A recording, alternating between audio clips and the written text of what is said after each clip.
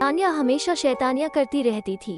खेल कूद की शौकीन तान्या कभी इधर भागती कभी उधर भागती, बस उसे कोई पढ़ने को ना कहे। अगर किसी ने पढ़ने को कह दिया तो मानो उसकी जान ही मांग ली हो। उसे पढ़ना बिल्कुल भी अच्छा नहीं लगता था।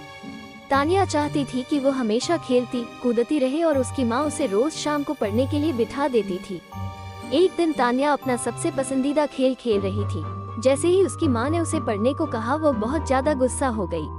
उसने सोचा कि अगर वो घर की सारी किताबें जला दे तो उसकी प्रॉब्लम हमेशा के लिए खत्म हो जाएगी।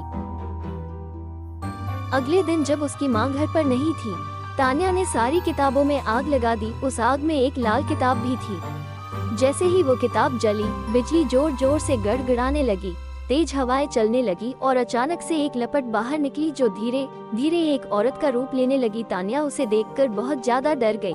अचानक वहाँ पर उसकी माँ आ गई और तान्या को एक थप्पड़ लगा दिया और तान्या की माँ तुरंत उसे पूजा वाले कमरे में ले गई। माँ ने तान्या को बताया कि जब वो लोग इस घर में आए थे तब कुछ लोग कहते थे कि इस घर में एक चुड़ैल का साया है, तो उन लोगों ने एक बड़े पुजारी को बुलाकर इस घर की पूजा कराई और उस पुजारी ने अपनी शक्ति से उस चुड़ैल के साये को इस किताब के अंदर कैद कर दिया और बोला कि कभी भी इस किताब को कोई हाथ न लगाए और अगर गलती से किसी ने इसे आग में डाल दिया तो यह चुड़ैल वापस आजाद हो जाएगी।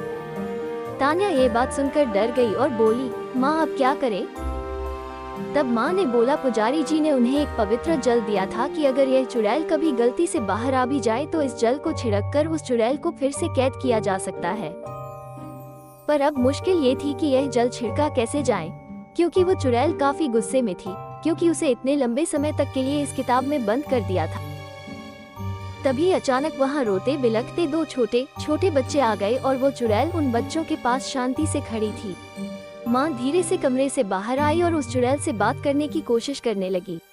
जैसे उस चुड़ैल ने माँ को देखा, वो चुड़ैल माँ पर हमला करने के लिए भागी। माँ के हाथ में वो पवित्र जल था। उस जल को देखकर चुड़ैल डर गई और वहीं रुक गई और बोली, मेरे पर यह जल मत डालो, मेरे बच्चे फिर अकेले हो जाएंगे। माँ ने उस चुड़ैल को बड़े ध्यान से देखा और पूछा कि तुम्हारे साथ क्या हुआ था? चुड़ैल बोली, मेरे पति ने मुझे वही जिंदा जला दिया था और मेरे बच्चे भूखे बिलखते रह गए और ऐसे ही उन्होंने भी दम तोड़ दिया। बस अंतर इतना रहा कि मैं तो चुड़ैल बन गई और मेरे बच्चे भूख बन गए। तब से हम यहीं रहते थे, पर 10 साल पहले तुम आए और तुमने मुझे इस किताब में कैद कर दिया। आज मैं वापस आजाद हुई हूँ। मैं अपने बच्चों को वापस अकेले नहीं छोड़ना चाहती हूँ। माँ सोचने लगी कि अगर यह चुड़ैल ऐसे ही रही और लोगों को नुकसान पहुँचाएगी। तभी चुड़ैल बोली कि तुम हम पर जल मत डालो, हमें मुक्ति दिला दो। माँ ने पूछा कि मैं तुम्हें मुक्ति कैसे दिला सकती हूँ? चुड़ैल बोली कि तुम इस घर के पीछे वाले नीम के पेड़ के नीचे एक हवन कराओ और मेरे बच्चों की आत्मा की मुक्ति के लिए प्रार्थना करो। माँ ने पूछा कि उस पेड़ के नीचे क्यों? चुड़ैल बोली कि मेरे पति ने मुझे यहीं जलाया था और अगर कोई उस पेड़ के नीचे हवन करता है और मेरे बच्चों की मुक्ति की प्रार्थना करता है तो हमें मुक्ति मिल सकती है। अगले दिन तान्या की माँ ने वहाँ पर एक छोटा सा हवन कराया, जिसमें उन लोगों ने उस चुड़ैल और उसके बच्चों की मुक्ति के लिए प्रार्थना करी। इससे उस चुड़ैल और उसके बच्चों को मुक्ति मिल गई और वो हमेशा के लिए वहाँ से चले गए।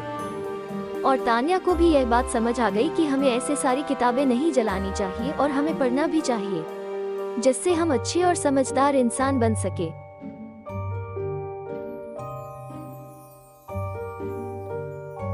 मोरल ऑफ द स्टोरी, कोई इंसान जन्म से बुरा नहीं होता, हालात उसे बुरा बना देते हैं। उसे अपने आप को सुधारने का मौका देना चाहिए।